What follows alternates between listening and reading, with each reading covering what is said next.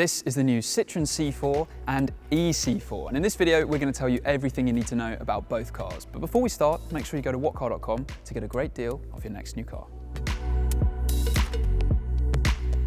Believe it or not, the C4 name dates back to 1928. More recently, you'll be familiar with it through the C4 Cactus, a strikingly designed, in-betweeny family hatchback stroke SUV type thing. Confusingly, alongside that, we had the much more ordinary C4 as well. But now, Citroen is replacing them both with this new C4.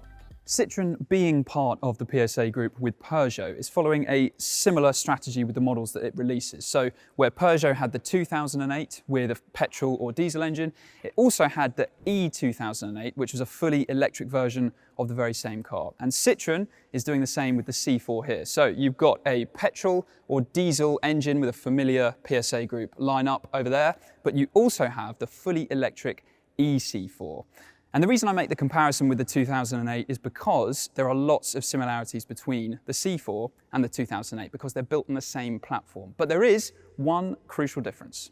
While the 2008 is firmly defined and marketed as an SUV, the C4 is a hatchback in the family car class.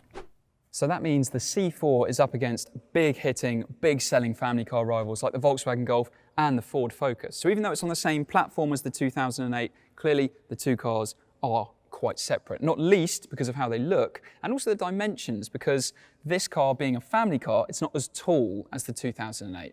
Although it pretty much has the same ground clearance as the 2008. And you can see the design's very different as well. This looks very much like other new Citroens that we've seen recently, like the Citroen C5 Aircross, the Citroen C3 Aircross 2. You've got these creases on the bonnet, and also at the front, there's also a new V-shaped LED headlight signature. LEDs come as standard, as well as big 18-inch alloy wheels, which come even on the entry-level trim. And you can see this roof line back here slopes down towards the back of the car, leading us to the rear, where there's quite a lot going on here, a lot of lines and a lot of various different levels, and a spoiler here, but a bit annoying that this is fake and unnecessary. So let me know in the comments below, what do you think of the styling of the new C4?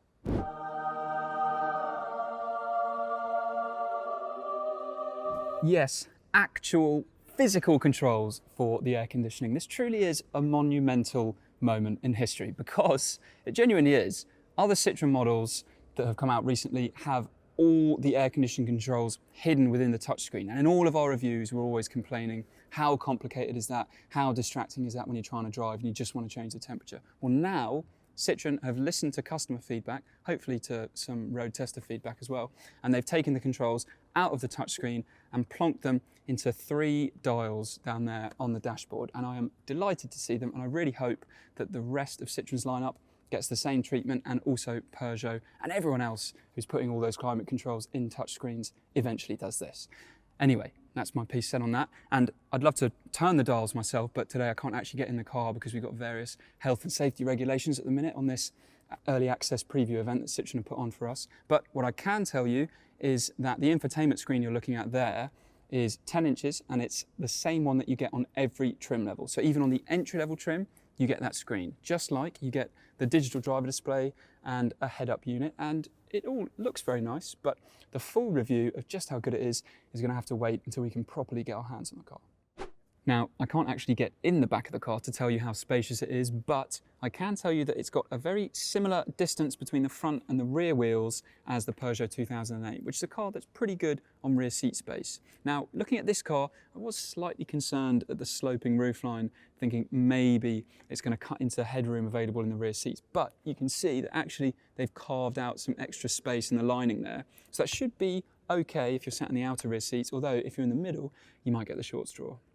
Now, you'll do well to spot the difference between a petrol or diesel C4 and a fully electric ë-C4, but you might notice a few of those E badges dotted around, and also good attention to detail by Citroen. They've kept the umlaut that's in its name. They haven't just used the same E badge that is on the Peugeot E2008. What is there to tell you about this electric car? Well, it gets a 50 kilowatt-hour lithium-ion battery, which again is the same that's been used in other recent Peugeot electric models, and the stats are very similar. It gets a 217-mile range, which is not among the very best electric cars, but it's certainly not bad. And also it can charge at 100 kilowatts. So if you find a rapid charger in the UK, they're pretty rare at the minute, but if you do, a 0 to 80% charge can be done in just 30 minutes.